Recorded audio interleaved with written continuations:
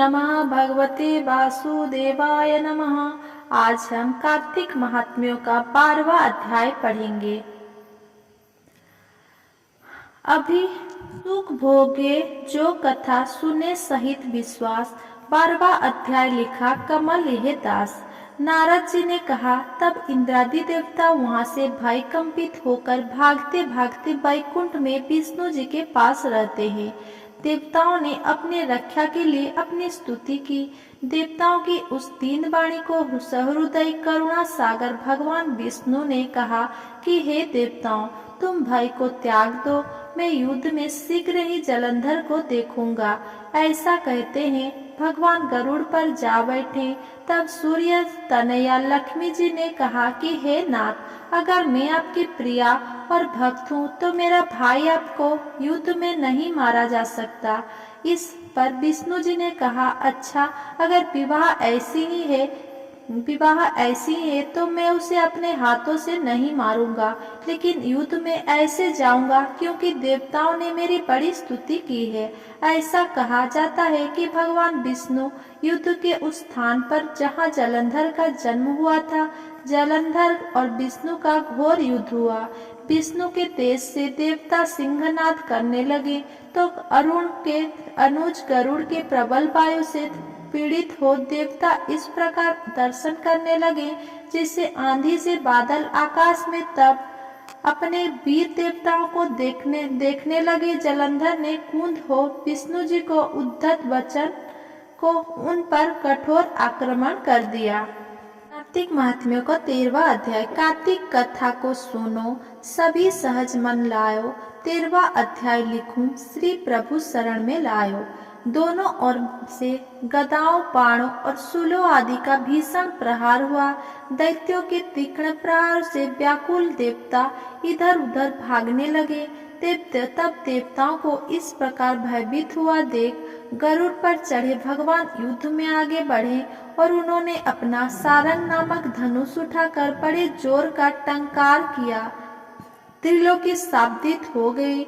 तब बल मात्र में भगवान ने हजारों दैत्यों के सिरों को काट गिराया।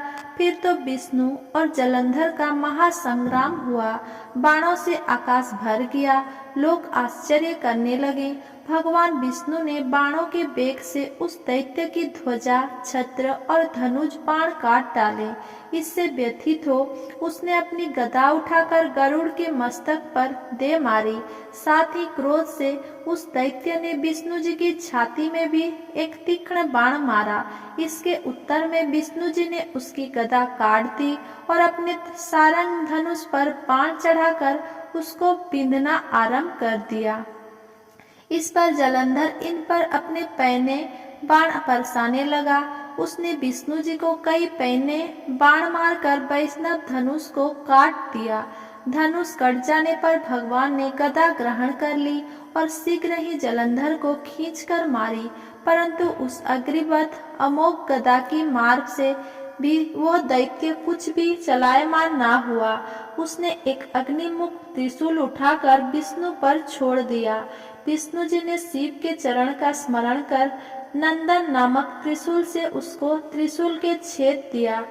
जलंधर ने झपट कर विष्णु जी की छाती पर एक जोर का मुष्टिक मारा। हाँ, के उत्तर में भगवान विष्णु ने भी उसकी छाती पर अपनी एक मुष्टि बाहुओं और मुष्टि को से बाहु से युद्ध करने लगे। कितनी ही देर तक भगवान उसके साथ युद्ध करते रहे। तब सर्वश्रेष्ठ मायावी भगवान उस दैत्यराज से मेघवाणी में बोले, रे रण दुर्मत दैत्य श्रेष्ठ, तू धन्य है जो इस महायुद्ध में इन बड़े बड़े आयुधों से भी भयभीत ना हुआ। तेरे युद्ध से मैं प्रसन्न हूँ, तू जो चाहे वर मांग। मायावी विष्णु की ऐसा वाणी सुनकर जलंधर ने कहा, हे भावुक, यदि आप मुझ पर प्रसन्न हैं तो यह वर दीजिए कि आप मेरी बहन तथा अपने सारे कुटुंबियों सहित मेरे घर पर निवास करें। नारद जी बोले। उसके ऐसा वचन सुनकर विष्णु जी को खेद तो हुआ, किंतु उसी क्षण देवेश ने तथास्तु कह दिया।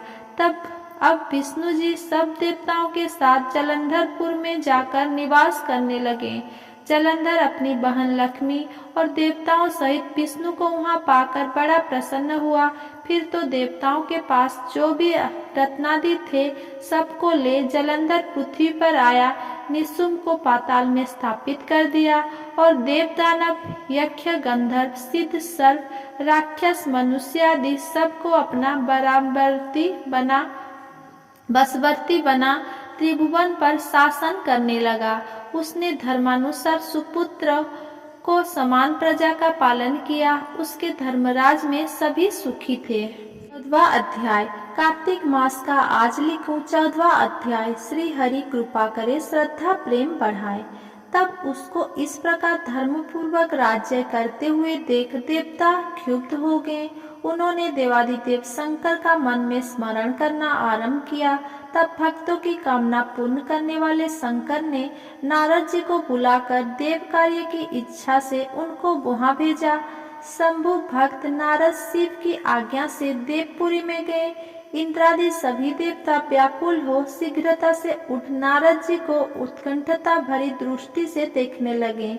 अपने सब दुखों को कहकर उन्हें नष्ट करने की प्रार्थना की। तब नारद जी ने कहा, मैं सब कुछ जानता हूँ, इसीलिए अब मैं दैत्यराज जलंधर के पास जा रहा हूँ। ऐसा कह नारद जी देवताओं को आश्वासित कर जलंधर की सभा में आए। जलंधर ने नारद जी के चरण की पूजा कर हंसते हुए कहा, हे ब्रह्मांड, कहिए आप कहाँ से आ रहे हैं, यहाँ कैसे आए हैं? मेरे योग्य जो सेवा हो उसकी आज्ञा दीजिए। नारद जी प्रसन्न होकर बोले, हे महाबुद्धिमान जलंधर, तुम धन्य हो। मैं स्वेच्छा से कैलाश पर्वत पर गया था, जहाँ 10,000 योजन में कल्प वृक्ष का वन है। वहाँ मैंने सैकड़ों कामधेनुओं को विचरते हुए देखा तथा यह भी देखा कि वह चिंतामणि से प्रकाशित परम दिव्य अद्भुत और सब कुछ सुवर्णमय है। मैंने वहाँ पार्वती के साथ स्थित शंकर जी को भी देखा, जो सर्वांग सुंदर और गौर वर्ण त्रिनेत्र और मस्तक पर चंद्रमा धारण किए हुए हैं। उन्हें देखकर मुझे बड़ा आश्चर्य हुआ कि इनके समान समृद्धिशाली त्रिलोकी में कोई है या नहीं।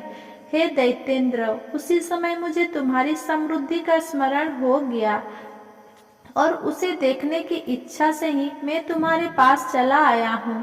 ये सुन जलंधर को बड़ा हर्ष हुआ। उसने नारद जी को अपनी सब समृद्धि दिखला दी।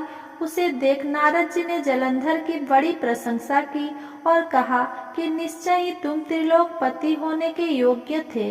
ब्रह्मा जी का हंस युक्त विमान तुम ले आए हो और दैवलोक, पाताल और पृथ्वी पर जितने भी रत्नादि है सब तुम्हारे तो है। ऐरावत, उच्च श्रवा घोड़ा, कल्प वृक्ष और कुबेर की निधि भी तुम्हारे पास है। मणियों और रत्नों के ढेर भी तुम्हारे पास लगे हुए हैं। इससे मैं बड़ा प्रसन्न हूँ, परंतु तुम्हारे पास कोई स्त्री रत्न नहीं है। उसके बिना तुम्हारा ये सब फीका है।